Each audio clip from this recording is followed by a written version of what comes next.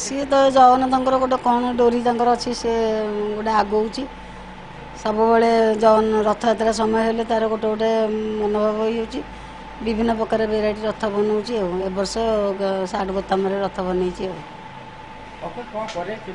सी घर चांदुआ कम बाइडिंग कम करे दुकान को भी जाए से जन सार्ट पैंट दुकान अच्छी पप्पू मनपसंद ड्रेस दुकान सी जाकि आसला राति खाई पी कम करे ए बसे ताको जगिकिन से शोई पड़े कौटी बाल चल है यहाँ सेटा है कहे हाँ मु तो बहुत खुशी आरथरक घोड़ा लगे नाला मुझे घोड़ा किणिक आनला एथरक से घोड़ा फोड़ा सब लगे सबुठ सब जगन्नाथ को कौन कह तो अशेष अशेष आशीर्वाद अच्छी बोली पुओ एत बड़ आगे आशीर्वाद नथिले से आगे न था अक्षय आम साहिर सी गोटे गौरव आपणकर ज्ञातपाई मु किछटा जिनस कहूँ अक्षय तांकर मंदिर अवदान बहुत किछि मंदिर से सेवा करती सेवा माने मंदिर जो आपणकर हाथी वेश हुए गजानन वेश स्नान पूर्णिमा दिन से स्नान पूर्णिमा दिन गजानन वेश करती सेटा अति सुंदर हुए से प्रत्येक वर्ष केतबेले दियासिली काठी हो केतबेले छोट कागज रे हो से पिलाटी बेलू रथ काम करी आसी प्रत्येक दिन प्रत्येक थर आउ सी जो रथ समय प्रत्येक वर्ष जो करे सी तार पूरा जो 3-4 दिन समय दब पूरा दिन राति ही 24 घंटा 194 माने पूरा 200 घंटा 150 घंटा समय दब पूरा काम करिवो रथटी प्रत्येक वर्ष ए वर्ष मध्य आमे आपणकर रथटी 6 दिन है सी कंप्लीट करिछि सी बोताम जो आपणकर सार्टर बोताम बा जो बोताम आम व्यवहार करचे पाखापाखि 5-6 हजार बोताम व्यवहार करी से रथटी सुंदर भाव 3 रथ प्रभुंकर करिछि सी तांकर गोटे पेशा और निशा एक पेशा कौन सी दर्जी घर जन्म रथ वाला तांकर कौलिक वृत्ति बा आमर कौलिक वृत्ति रथ काम करवा से माने शरीर में अच्छी ता शरीर में भी अच्छी जन्मरू तांको बापा भी जड़े उच्च कोटीर कारीगर तांको माँ भी जड़े उच्च कोटीर कारीगर सी पिला बेलू तार भीतर रही आउ पेशा तो रहा निशा भी तार बहुत निशा ये जो ठाकुर काम करिया कि गोटे सुंदर भाव रथ प्रस्तुत करिवो एवं हाथी बेशटी कर निखुण भाव से समय तक निखुण भाव काली गत कालीर कथा सी आसिकी यही रथ भी आप देखुं जो बर्तमान रथ हो पिपिली रथ से रथरे मध्य सुंदर कारुकार्य कर देखिए जो आपणकर द्वार बेढ़ा काली मंदिर आज्ञा बहुत गर्व से रथर मध्य द्वार बेढ़ाटी कर अति सुंदर भाव द्वार बेढ़ाटी रथर काली राति भी कर रथ काम सरला आम पिपिली रथ पाई अति उच्च कोटर काम प्रशस्त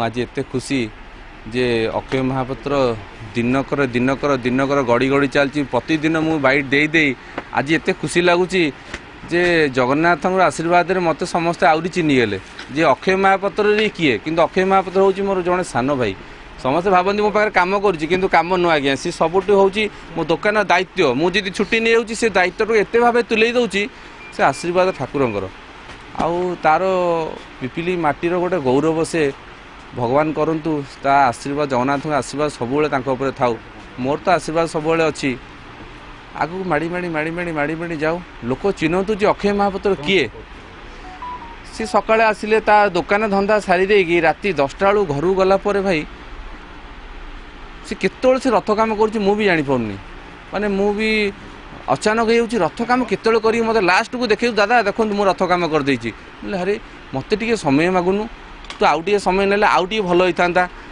समस्ते देखी था जहाँ आउ टे भल कर हौ जहाँ कलु कलु किंतु आर वर्ष टू आउरी अलग टाइप रथ कर जमी पिपिली माटीर ना रु ना रखू मोर एति विश्वास ଅକ୍ଷୟ ମହାପାତ୍ର ନିଶ୍ଚୟ ନାଁ ରଖିବ। ତାଙ୍କ ବାପା ହେଉଛନ୍ତି ଲୋକନାଥ ମହାପାତ୍ର, ଯିଏକି ପିପିଲିର ମାନେ ଜଗନ୍ନାଥର ସେ ଜଣେ ହେଉଛନ୍ତି ଭକ୍ତ, ଆଉ ସେଟାକୁ ଜଗନ୍ନାଥକୁ ଏମିତି ନିଗୁଢ଼ ଭାବେ ତିଆରି କରିଦେବେ ଯେ ଜଗନ୍ନାଥଙ୍କୁ ସେଭଳିଆ କେହି ପିପିଲିରେ ଆଜି ପର୍ଯ୍ୟନ୍ତ କରିନାହାନ୍ତି।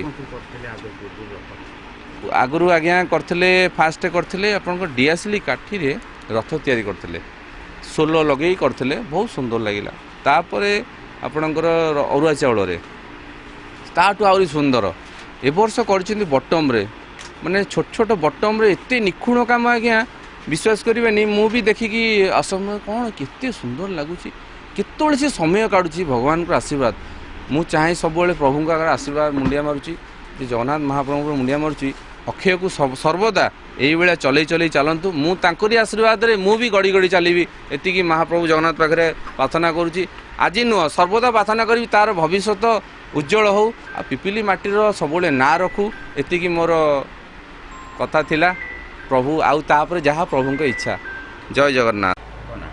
ମୋ ନାଁ ହେଲା ଅକ୍ଷୟ କୁମାର ମହାପାତ୍ର। ଆଜ୍ଞା କହିବେ ଯେଉଁ ରଥ ନିର୍ମାଣ କରିଛନ୍ତି, କ'ଣ କ'ଣ ରଥ ନିର୍ମାଣ କରିଛନ୍ତି, କ'ଣ କ'ଣ ଲାଗିଛି, କେତେ ଦିନ ଲାଗିଛି? ଆଜ୍ଞା ମୁଁ 6 ବର୍ଷ ହେଲାଣି ରଥ କାମ ଷ୍ଟାର୍ଟ କରିଛି। ଫାଷ୍ଟ ବର୍ଷ କରୁଥିଲି ଆମର କାଠରେ କରୁଥିଲି, ତାପରେ ଧାନରେ କଲି, ତାପରେ ଡିଆସିଲି କାଠରେ କରିଥିଲି। ଆର ବର୍ଷ ଅରୁଆ ଚାଉଳ ନିର୍ମାଣ କରିଥିଲି। ଏ ବର୍ଷ ସାର୍ଟ ବଟା ଆମର ନିର୍ମାଣ କରିଛି। ଏଇଟା 1.5 ଫୁଟ ଉଚ୍ଚତା ବିଶିଷ୍ଟ ହୋଇଛି। ଏଥିରେ 5720 ପାଖାପାଖି ବଟମ୍ ଲାଗିଛି। 1.5 ମାସର ଅକ୍ଲାନ୍ତ ପରିଶ୍ରମ ପରେ ଏଇଥର ମୁଁ ସାର୍ଟ ବଟାମରେ ରଥ ତିଆରି କରିଛି। ଏଥିରେ 3ଟି ରଥ ନିର୍ମାଣ ହୋଇଛି। ତାଳଧ୍ୱଜ, ଦର୍ପଦଳନ, ନନ୍ଦିଘୋଷ। ଆମ ଜଗନ୍ନାଥଙ୍କର ରଥ ହେଲା ଜଗନ୍ନାଥ, ତାପରେ ଆମର ଦର୍ପଦଳନ ହେଲା ସୁଭଦ୍ରାଙ୍କର, ଆଉ ତାଳଧ୍ୱଜ ହେଲା ଆମର ବଳଭଦ୍ରଙ୍କର। ଯାହା ପ୍ରତିବର୍ଷ ଏମିତି ରଥଯାତ୍ରା ପାଖି ହେଲେ କ'ଣ ମନରେ ଗୋଟେ ଭାବନା ପଳେଇଆଉଛି, ଜଗନ୍ନାଥଙ୍କର ଗୋଟେ ମହିମା ପଳେଇଆଉଛି, ମନରେ ଗୋଟେ ଭାବନା ପଳେଇଆଉଛି, ମୁଁ ରଥ କରିବି। ଠିକ୍ ଜାଗା ମୁଣ୍ଡକୁ ରଥ ବି କରିଦେଉଛି, ବହୁତ ଖୁସି ବି ଲାଗୁଛି। ଆଉ ଏଇଟା ବି ଗର୍ବିତ ଲାଗୁଛି ବେଶ, ମାନେ ବଜାର ସାହି ପଡ଼ିଶା ସାରା ବିଷୟରେ ଯେଉଁଠିକି ଯାଉଛି ସବୁଠି ଚର୍ଚ୍ଚାର ବାର୍ତ୍ତା ପାଉଛି, ସେଇଟା ହିଁ ମୋ ପାଇଁ ଖୁସି, ଗର୍ବିତ। କ'ଣ ବିଶ୍ୱାସ ରଖିଛନ୍ତି ରଥ ନିର୍ମାଣ କରୁଛନ୍ତି, ଜଗନ୍ନାଥ ଆସିବେ, ସିଂହାସନକୁ ଆସିବେ, ଅନ୍ୟ ଭକ୍ତମାନଙ୍କୁ କ'ଣ? ଆଜ୍ଞା ଆମେ ତ କେହି ଦାସିଆ ବୈରୀ ନୁହେଁ କି ଆମେ କେହି ନୁହେଁ, ଆମେ ଗୋଟେ ମାନେ ନର୍ମାଲ ଭକ୍ତ। ମୋର ବିଶ୍ୱାସ ହେଉଛି କି ମୋର ସେଇ କୁନି ରଥରେ ବି ପ୍ରଭୁ ଜଗନ୍ନାଥ ଆସି ବସିବେ, ସେଇଟା ହିଁ ମୋ ପାଇଁ ଖୁସି ଆଉ ପ୍ରେରଣା। ଆଉ ମୁଁ ଭଗବାନଙ୍କୁ ଡାକୁଛି ସମସ୍ତେ ଖୁସିରେ ରୁହନ୍ତୁ, ସମସ୍ତେ ଭଲ ରୁହନ୍ତୁ।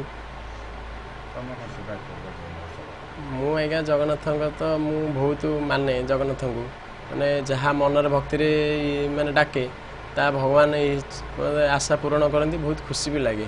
ଆମର ତ ସେବାୟତ ଘର, ଚାନ୍ଦୁଆ ଘର, ଆଉ ବାବା ଗୋଟେ ଚାନ୍ଦୁଆର କାରିଗର, ତାପରେ ଭାଇ କରୁଛନ୍ତି, ତାପରେ ମୁଁ କରୁଛି। ପ୍ରତିଦିନ ରାତିରେ ଏମିତି 1-2 ଘଣ୍ଟା ବାହାର କରି ସମୟ ବାହାର କରି କରୁଛି। ଆଉ ମୋ ମାଆ କିନ୍ତୁ ବହୁତ ସହଯୋଗ କରନ୍ତି ରାତିରେ କାମ କଲାବେଳେ।